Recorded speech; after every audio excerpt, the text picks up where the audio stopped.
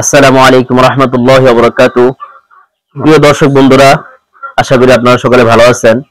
আলহামদুলিল্লাহ, আমিও ভালো আছি। প্রিয় বন্ধুরা, আমি এই মুহূর্তে আছি হলো টাঙ্গাইল। আমার সাথে আছেন হলো রাশেদ ভাই। রাশেদ ভাই, এই টাঙ্গাইল আমি যেখানে আছি এখানকার মসজিদের ইমাম সাহেব।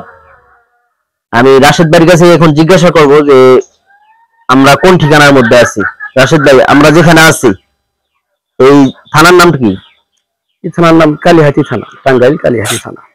টাঙ্গাইল কালিহাতি থানায় আছি। তো রাশেদ ভাইয়ের বাড়ি হলো বগুড়া। সেই টাঙ্গাইল আমি যে অঞ্চলে আছি এই অঞ্চলের মসজিদের ইমাম সাহেব। এই মসজিদের ইমামতি করার পাশাপাশি সে সুন্দর একটি দেশি মুরগির খামার করেছে। রাশেদ ভাই তার খামারটা ভিজিট করানোর জন্য আমাকে আনছে। সে অবশ্যই এখানে অনেক সমস্যা ফেস করছে, এই জন্যই আমাকে এখানে আনছে, এমনিতে আনে নাই।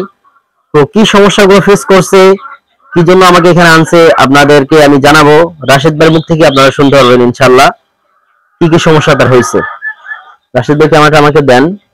এই হলো রাশেদ ভাই। তো রাশেদ ভাই, আপনি ভালো আছেন?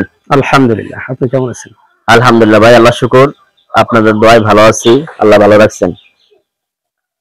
তো ভাই, সর্বপ্রথম আপনার কাছে যেটা শুনবো, ইমামতির পাশাপাশি আপনি কিভাবে এই খামারটা শুরু করলেন, তাও আবার আপনি যেখানে মসজিদে আছেন সেখানে কিন্তু করছেন, আপনাদের নিজেদের দেশের বাড়িতে না। এই বিষয়টা কিন্তু অনেক টাফ। আপনি যদি এই বিষয়টা একটু খুলে জানান তাহলে আরো অনেক ইমাম আছে যারা এই মসজিদের পাশাপাশি উদ্যোক্তা হয়ে এখান থেকে ভালো একটা ইনকাম করতে পারে। কারণ মসজিদে আমরা জানি যে বেশি বেতন হয় না ইমাম সাহেবদের।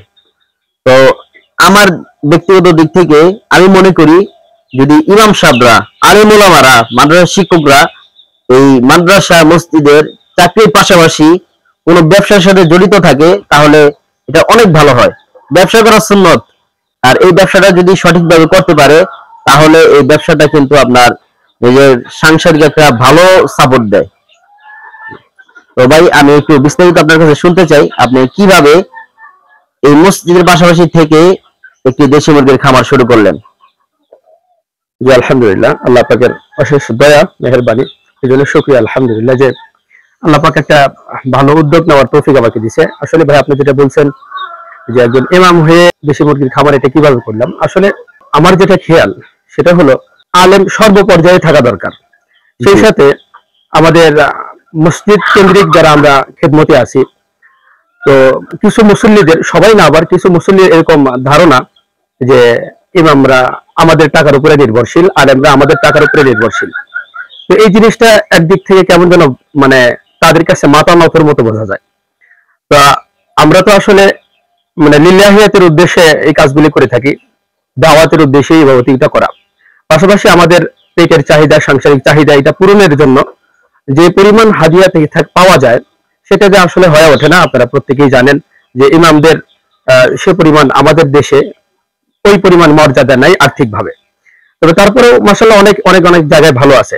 তো যাই হোক, তো আমি চাইছিলাম যে আমি যেন কারো কাছে নত না হয়ে থাকি। সেই সাথে আমি আমার দিনী খেদমত চালাই দিলাম, পাশাপাশি আমার আর্থিকভাবে যেন আমি আরো স্বাবলম্বী হতে পারি। আল্লাহ পাকের দিন যেটা যাকাত, মানে হজ, মানে আর্থিকভাবে যেটা আছে কোরবানি, এগুলিও যেন আমি আদায় করতে পারি। তো দেখা যায় যে অনেক অনেক আলেমদের দ্বারা হয়ে ওঠে না আর্থিক সমস্যার কারণে। তো আমি দেখলাম যে আমার হাতের কাছে আমার বাসা মসজিদ থেকে দেওয়া আছে, তাহলে এই অল্প পরিসরে আমি এর ভিতরে যদি কিছু কাজ করি, দেশি মুরগির বা অন্য যে কোনো কাজ করতে চাইলে করা যায়। তো আমি তারপরে শুরু করলাম এই খামারটা। মানে একদম শুরু থেকে অল্প দিয়ে শুরু করছিলাম। আমার শুরু করার পেছনে অনেকগুলি ভুল ছিল, কারণ প্রথম শুরু করলে আসলে ভুল দিয়ে হয়ে থাকে। তো যাই হোক, তো যার কারণে আমি কাউসার ভাইকে বলছি যে ভাই আসেন, আমাকে একটু সহযোগিতা করবেন যেন আমার খামারটা আমি আরো আগায় নিতে পারি, আর্থিকভাবে যেন আল্লাহ আমাকে স্বাবলম্বী দান করে, আমি যেন যাকাত, হজ, সেই সাথে কোরবানি, আর্থিক যে ইবাদত গুলি আছে সেগুলি আদায় করতে পারি। সেই সাথে মানুষের যেন কিছু এই সাম্প্রতিকভাবে মানে সম্পদ দ্বারা খেদমত করতে পারি। তো আমি এ পর্যন্ত যেটা করছি যে আমার খামার থেকে অনেকে বাচ্চা নিছে। এ পর্যন্ত এভাবে কেউ জানাই নাই যে আমি আপনার খামার থেকে বাচ্চা নিয়ে আমি ক্ষতিগ্রস্তের মধ্যে আছি। আমি এই বাইক দিয়ে ভিজিট করার আগে যারা আমার থেকে বাচ্চা নিছেন ওনারা ওইটা দিয়ে যে টাকা দিয়ে নিছে তার চেয়ে বেশি ওনারা লাভবান হয়েছে। এরকম আমারও কিছু কিছু লোক আছে যারা আমার থেকে নেয়, আমার থেকে পরামর্শ নেয়, কিন্তু আমি তো আসলে পরামর্শ কি দেবো, আমি তো তেমন একটা কিছু জানি না। তো যার কারণে ভাইকে নিয়ে আসা। আর মসজিদের পাশাপাশি আমি বলবো যে প্রত্যেক আলেমদেরকে একটু মেসেজ জানাবো, যারা আমার মতো, যে ভাই আপনারা চাইলে মসজিদের পাশাপাশি কিছু করেন। কারণ আমি তারিক জামিল সাহেবের একটা লেখা এরকম পড়ছিলাম যে ইমামরা তোমরা শুধু মসজিদ নিয়ে পড়ে থাকো না, আলেমরা শুধু তোমরা এই কাজ নিয়ে পড়ে থাকো না, তোমাদের আর্থিক ভাবেও কিছুটা স্বাবলম্বী হওয়ার জন্য কিছু করো, অন্যের উপর নির্ভরশীল না হয়ে নিজে নিজে কিছু করো, যে কোনো কাজ করা যায়। তো যার কারণে আমার এই খামারটা করা, যে আমি শুধু মসজিদই না, বরং অন্যের উপর ধর্ণা না, আমি নিজের আমার যে প্রতিভা আছে বা যে যোগ্যতা আছে বা যে শ্রম দেওয়ার যে ক্ষমতা আমার আছে, আমি আমারটুকু দিয়ে চেষ্টা করব যেন আল্লাহ পাক আমাকে এখান থেকে স্বাবলম্বী করে, যেন তার দিনকে প্রতিষ্ঠিত করার জন্য প্রত্যেক কাজ আমার দ্বারা করানো সহজ হয় বা আমি করতে পারি। এজন্য আমার এই কাজগুলি করা ভাই। এখন আমি যেটা আপনার কাছে জিজ্ঞেস করবো সেটা হলো গিয়ে, মসজিদের ইমামতির পাশাপাশি এরকম একটি খামার করা কিন্তু খুব সহজ বিষয় না ভাই। তো কিভাবে আপনি মানে খামার করার পরে তো আপনার অনেক সমস্যায় পড়ার কথা, ঠিক আছে? অনেকেই আপনার এই খামার রিলেটেড জিনিসগুলো ভালো চোখে দেখে না। খামার করবে, মুরগি পালবে একজন ইমাম হয়ে, হুজুর হয়ে, তাও আবার মানে যে এলাকায় ইমামতি করা হয় সেই এলাকায়, এই বিষয়ে কি কি সমস্যা আপনি ফেস করেছেন এবং সেই সমস্যাগুলো আপনি কিভাবে সমাধান করেছেন? আসলে আমার এই জায়গাতে এ ধরনের সমস্যায় আমিও পড়ছি। কারণ আলেমরা কোনো কিছু করবে, এটা মেনে নেবে না কেউই, এটা কেউ মেনে নিতে চায় না। তবে কিছু মুহিব্বিন আছে, তাদের সহযোগিতায় কাজগুলো চালানো হয়। তো আমি আমার এই জায়গাতে এই খামার করতে যাওয়ার পরে আসলে এই খাসা আকারে খামার যেটা, এটা আমার 1 বছর কিছু প্লাস হয়েছে হয়তো। বাকি এর আগে আমি ওই খোয়ার দিয়া যেভাবে করার এভাবে করছি। তো আমার এই খাসা আকারে করার পরে তো এটা যখন একটু ছড়ে পড়লো, তো কিছু ভাই তাদের না বুঝের কারণে তারা কিছুটা মানে সমস্যা ফিল মনে করতেছিল, তারপর একটু বাধা ছিল। কারণ আমি আমার মুরগির বাচ্চাগুলি আমি নিজেই হাতে বিক্রি করতাম। তো আসলে আমি দেখলাম যে আসলে এটা হালাল কাজ, হালাল কাজ করতে গেলে বাধার সম্মুখীন আসলে আমি মনে করি যে না, এটাই সঠিক হতেছে। কারণ প্রত্যেক হালালে যদি বাধা আসে তাহলে বোঝা যায়, আমি যেটা মনে করি যে এই কাজটা সঠিক হতেছে। কারণ নবীজি প্রত্যেক কাজ যখন সামনের দিকে অগ্রসর হয়েছেন, প্রত্যেকটা কাজেই ধাপে ধাপে নবীজি বাধা পেয়েছেন। তো ওয়ারাসাতুল আম্বিয়া যারা ওলামায়ে কেরাম, এনারা যদি কোনো কাজ করেন এদের বাধা আসবে, তো এটাই স্বাভাবিক। তো এই বাধা উপেক্ষা করেই কাজ করা। তো আমার এই জায়গাতে বাধা, আমিও বাধার সম্মুখীন হয়েছি অনেক। তবে আমার কিছু মুহিব্বিন ছিল যাদের দিক নির্দেশনায় পরামর্শে, তাদের সাথে বসে আলোচনার দ্বারা এই সমস্যাগুলি দূর হয়েছে এবং আমি এতে করতে সক্ষম হয়েছি। তো আমি মনে করি যে প্রত্যেক যাদের সুযোগ আছে, যে আলেমদের, তারাও যদি তাদের দ্বীনি খেদমতের পাশাপাশি আর্থিকভাবে আল্লাহ পাকের হজ, জাকাত, কোরবানি এই ধরনের সম্পদের সাথে যেই ইবাদতগুলি জড়িত, সেগুলি যদি আদায় করতে চায়, তাহলে আমি মনে করি যে এই দেশি মুরগির খামার এটাই যে করতে হবে এমনটা না, অন্য যে কোনো কাজ, অন্য যে কোনো হালাল কাজে যদি শরীক থাকে, আমি মনে করি এটা ভালো হবে। তবে বাধার সম্মুখীন আসবে, এই ক্ষেত্রে ওই ধৈর্য ধারণটাই আমি মনে করি সবচেয়ে বড়। তো ধৈর্য ধারণ করলে আশা করি এর ফলটা অবশ্যই ভালো হবে। ধৈর্য না ধারণ করলে তো ভাই এতদিন পর্যন্ত এখানে থাকা, একটি খামার করে টিকে থাকা, এটা কিন্তু খুব সহজ বিষয় না। আমি দীর্ঘ 6 বছর রানিং চলতেছে। এখন আপনার কাছে যে জিনিসটা জানা, আপনি কিভাবে খামারটা শুরু করলেন সর্বপ্রথম, এবং কতদিন হয়েছে আপনার খামারটার বয়স? আমার খামারের বয়স এটা ভাই 5 বছরের মতো হবে। তো আমি যখন প্রথম শুরু করি, তখন আমি বাড়ি থেকে, আমার বগুড়া থেকে আমি মুরগি আনতাম আমার বাড়ি থেকে। তো প্রাথমিকভাবে মুরগি এটা যখন আনছি, তো এই মুরগিগুলা আমি এটা খারাপিনা দেওয়া, দেখভালাই করা সবটা আমি করতাম।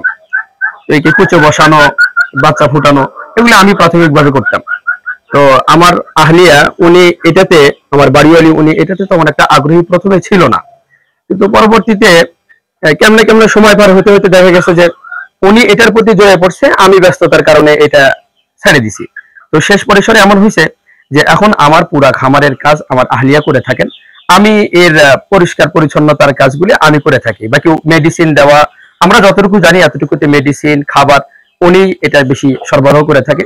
আমি শুধু মানে একজন শ্রমিক হিসেবে যেভাবে কাজ করা লাগে আমি এটা করে থাকি। পাশাপাশি কোনো কিছু করলে আমার আহলিয়া আমার সাথে পরামর্শ করে উনি আমার সাথে পরামর্শ করে কাজগুলি সমাধান করেন। আর আমার বাচ্চা বিক্রির এটা সিস্টেম যে আমার এলাকার লোকজন এনারাই নিয়ে থাকে। অতিরিক্ত কিছু হয়ে গেলে আমি তখন সেটা বাজারে নিয়ে আর বিক্রি করে দিই। হ্যাঁ, লোক চোখেতে এটা বাজে যে ইমাম সাহেব হয়ে এই কাজ করবে।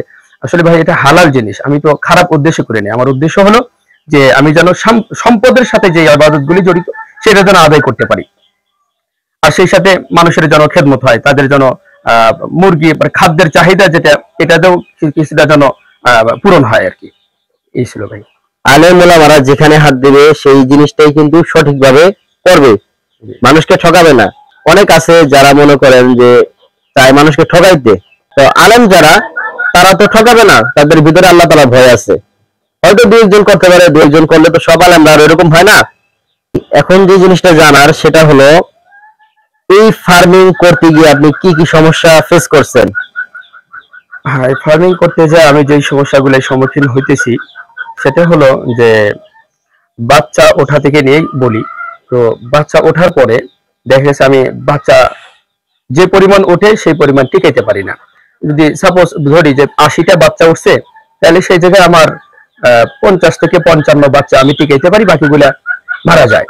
এখন এই মারা যাওয়ার বিভিন্ন কারণ, যেমন পায়খানায় লেগে থাকা, গ্যাস হওয়া, এগুলোর মেডিসিন চলে, আমাদের জানা মতো মেডিসিন চালাই।